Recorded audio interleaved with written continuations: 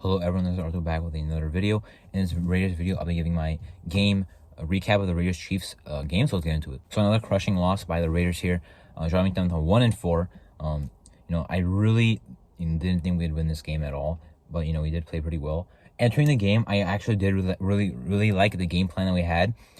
Bringing it there, Munford as a sixth blocker, Jakob Johnson in the backfield, Jacobs in that running back, Carr in their center, and two receivers.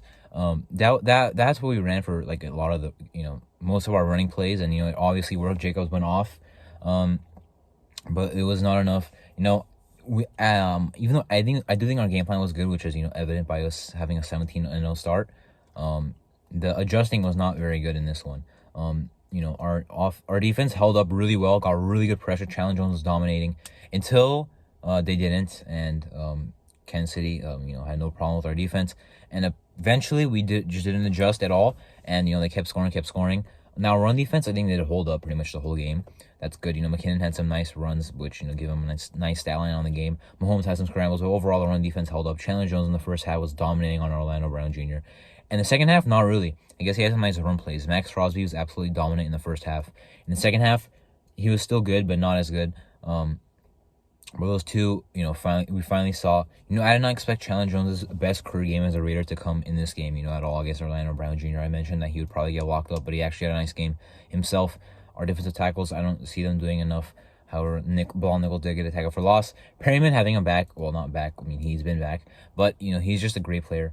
Blake Martinez didn't play that much, but our pass defense is what really got folded in the second half. Really, the second quarter and the second half, mostly the second half. Mecole Hardman was too good for the Chiefs.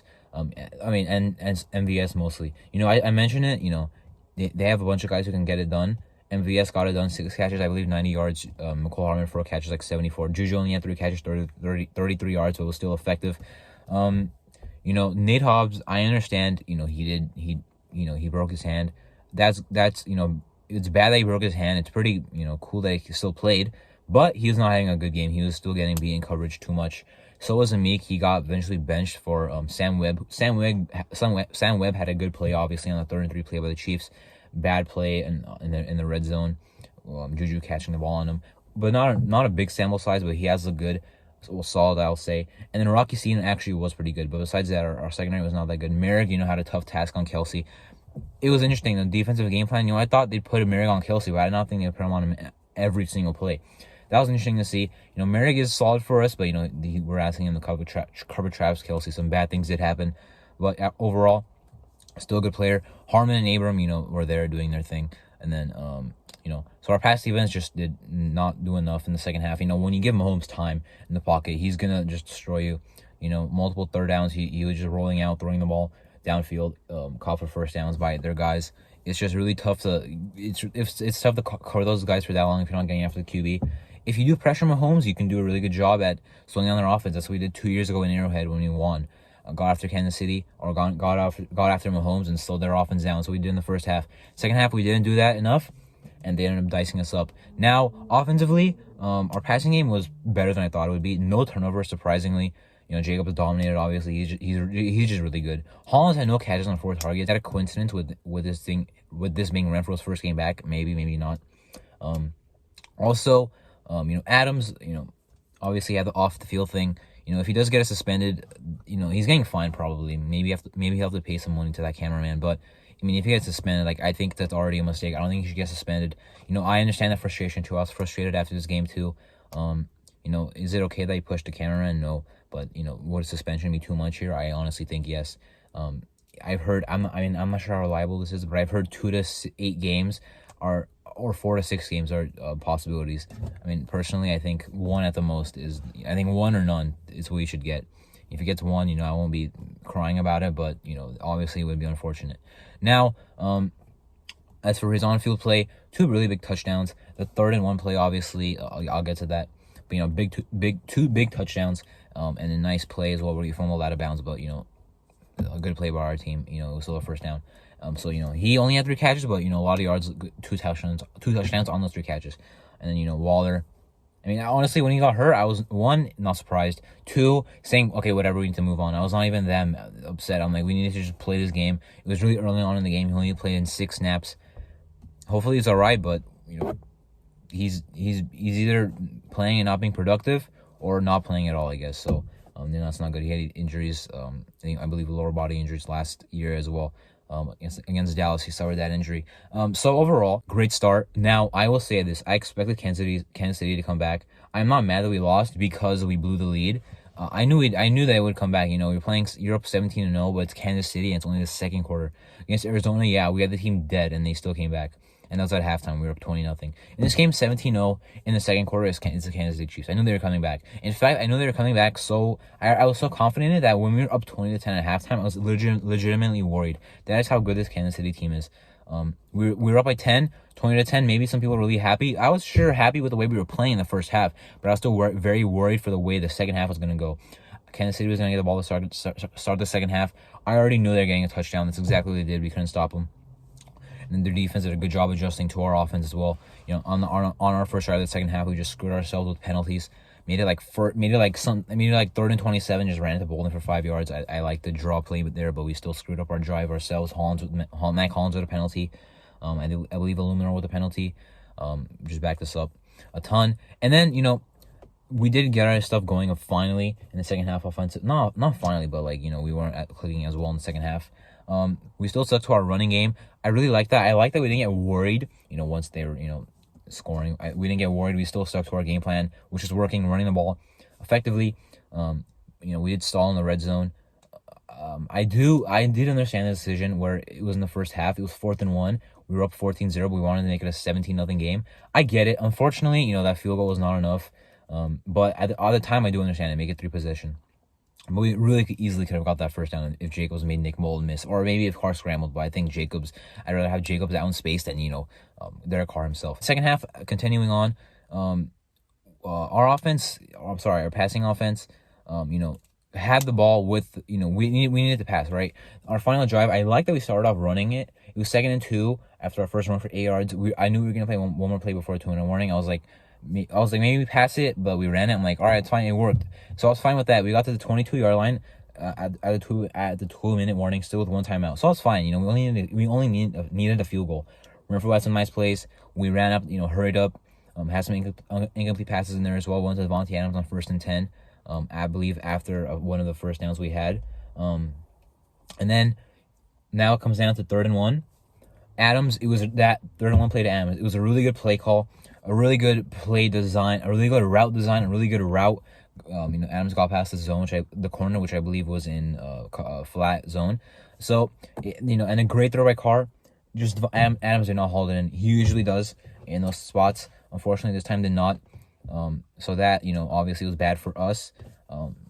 Do I think we got screwed, by the way, out of that one? No, I don't think we did. I think that definitely was an incomplete pass. He did not have possession. He did have both feet down, but not possession yet when his left foot dragged. And then, 4th and 1. You have 47 seconds left. People are saying we should have ran the ball, and I agree, but I want to explain the logistics behind it. I want to explain why it makes sense. Because, some people maybe, are saying people are blindly saying it just because it's Josh Jacobs who had a really good game and we didn't get the first down. So maybe people are saying we should have just ran the ball, just trying to blame someone. But we really should have. If you put Carr in the center, hand it off to Jacobs, or even QB sneak Carr, I've said, but I think running the ball with Jacobs was a better idea. If you do run the ball with Jacobs, you're probably getting the first down, and you're probably getting a few more yards with the way you've been running the ball, especially if Kansas City is not sure if you're running or passing. You probably get the first down. You spike the ball. There's around 35 seconds left, let's say, if you spike the ball. There's 47 before the play. Let's say you spike the ball, 35 seconds left, 2nd and 10 in the Chiefs' territory. Not really in field goal range yet unless it's a big run. Now, you could say, the time is not looking great, which it would not be, because we would still not be in field goal range, no timeouts. However, the immediate threat was getting the first down. We did not get the first down. That's why we lost the game. We had no timeouts, meaning if we didn't get it, we couldn't stop the clock. Kansas City needed one kneel.